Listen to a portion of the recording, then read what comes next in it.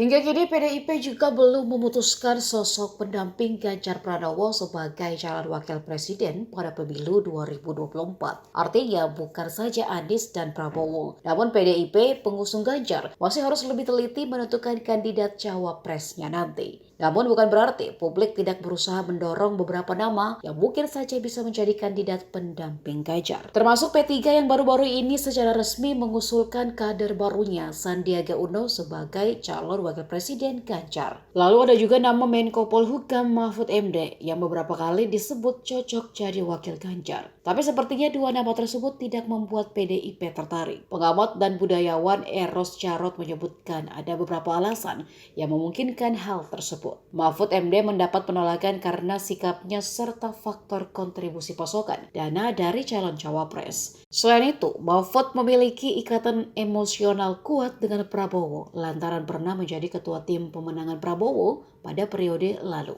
Adapun Sandiaga Uno mendapat penolakan dari petinggi PDIP karena kedekatannya dengan para pelaku bisnis yang dianggap kurang berempati pada rakyat. Hal yang sangat bertentangan dengan apa yang diperjuangkan oleh Bung Karno.